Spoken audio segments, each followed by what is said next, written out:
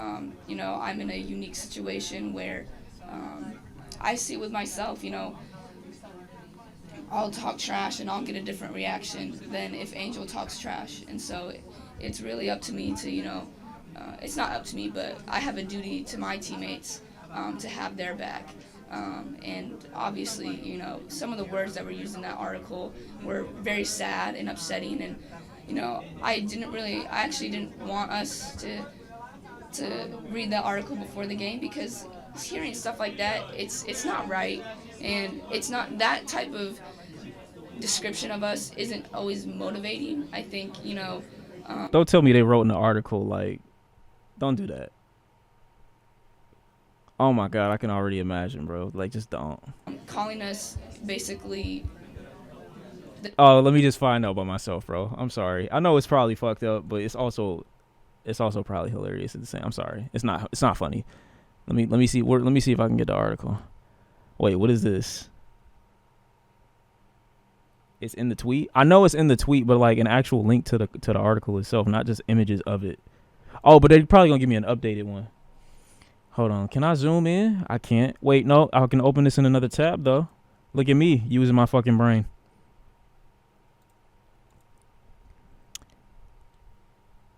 UCLA LSU is America's sweetheart versus its basketball villains. This isn't just a game, it's a reckoning. Picking sides goes well beyond school allegiance. Do you prefer America's sweethearts or its dirty debutante?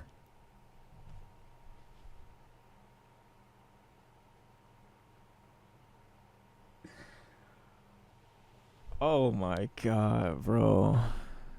Ben Ben Bolch? I guess is his name? Dirty debutantes? What the fuck is going on? Milk? Oh, well, nah. Nah. This is just. You think that there isn't. And then when you tell people, like, when you express to people like these little weird microaggressions that you might have to endure in a workplace, and black people will tell you like, yo, like, no, these niggas are actually insane. Like, they actually say the craziest shit on a daily basis, and it's something that you just have to deal with and get over because that's just accepted and rooted and embedded into work culture, to have to deal with racial stereotypes and idiotic weird jokes on a regular basis. And then you have to pretend like not like you don't see those things. You're not even taking seriously in those conversations. The team that wants to grow women's wait, I didn't even think milk and cookies or Louisiana hot sauce crazy. The team that wants to grow women's basketball or the one seemingly hell bent on dividing it. He just completely said, you know what? You either are for the side of good or the side of evil in his mind. In his mind, it's like this side good, this side evil. And he's basing it off of these really weird, like, overt stereotypes. The coach who embraces reporters are the ones who attacks them. Like, he painted them in like, okay, they're aggressive, they attack. They're hell-bent on division. They like hot sauce. They only eat the dirty South shit. Dirty debutantes. Good versus evil, light versus dark. You know what I'm saying? Like, this there's no other way that you are going to interpret this. The Tinder star player or the one who taunts. Oh my God. When UCLA plays defending national champion Louisiana State on Saturday, in the region, the contrasts don't stop with blue and purple. Yeah, and this constant like addiction or fixation on color that this dude seems to have is just really, really strange. Hold on, let me see what the updated version was. This isn't a basketball game, it's a reckoning. Picking sides goes well beyond. A previous version of this commentary did not meet Time's editorial standards. It's been updated. Do you prefer? This was updated, and it's still like brother. First of all, how did this make the cut? So I don't know much about like journalism in this degree. The staff writer, like, is this the approval guy or is is this the dude that writes the actual article? Because I feel like there, at least in my knowledge of like journalism, or at least as it's posted in articles, like I felt like there was an approval process before you got to the last, you know what I'm saying, person. The editor has to review it. So who's the editor? Because if the staff writer thought that this was okay, which is crazy, who's the person that oversaw it that thought that it was still okay? Because if that's the case, like we're focusing on this guy, and then it's like, okay, well then, like where's the accountability here? Let me see Ben Bolch. Let me see his reply to this. Let me see. A long overdue apology. And these people are never sorry. It's only when they get caught. You know what I'm saying? Oh, here we go, bro. About to hear a whole bunch of nonsense. Y'all ready? All right, let's read it.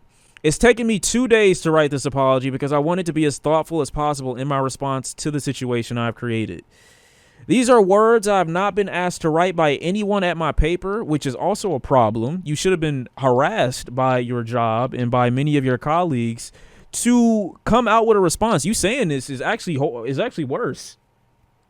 While I do think he's lying, I don't know why he thought it would be a good idea to say that nobody told him to revise what he said, because that makes them look weird too. But words matter. They need to be expressed so that I can own up to my mistake. Words matter. As a journalist, no one should know this more than me. You calling yourself a journalist and still writing that shit and then putting it out is just insane to me. I failed miserably in my choice of words. That's not just a choice of words, bro. Like, I get if you slip up here, maybe I used the wrong meaning of a word here, maybe I misrepresented a definition or a word here because I had a misinterpretation of the definition in my mind, but this is just, it was one after another, after another, after another, after another. Like, that's not a mistake, man. I'm sorry. In my column previewing the LSU UCLA women's basketball game, I tried to be clever in my phrasing. That's how you think milk and cookies versus Louisiana hot sauce is clever in any capacity when describing the match that these two teams are about to have is insane to me. How you think that's clever or witty, funny? I don't know. I have zero idea.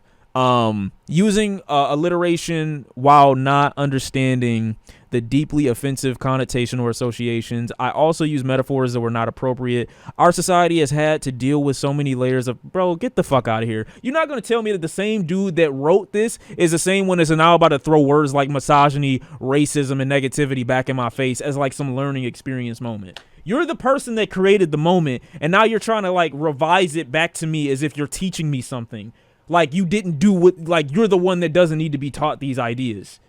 Like, what are you talking about? I can see now why the words I used were wrong.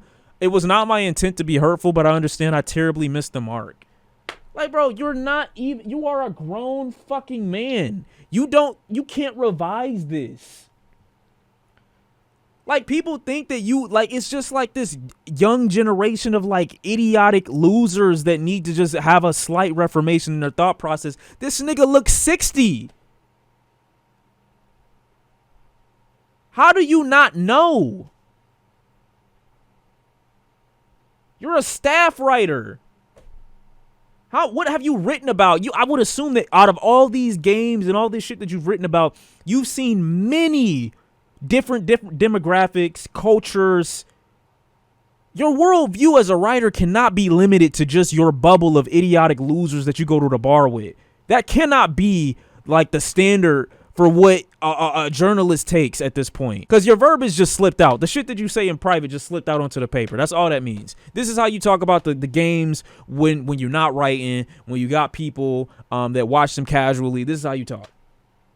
You thought that this was your bedroom or your rough draft, and you submitted it. And who's the editor? I actually want to hear what the editor had to say. Who's the editor for this particular situation? Let me see. Did UCLA lose after this article was written? I kind of want to go on this like weird witch hunt. You know how people hear or they see, like, they just randomly decide to go on somebody's Twitter if they see it's an account that's been active for like 10 years and they're like, yo, what can I find? I want to go back and see what other articles have been written. If something like that got cleared, like, I just would love to see the other shit.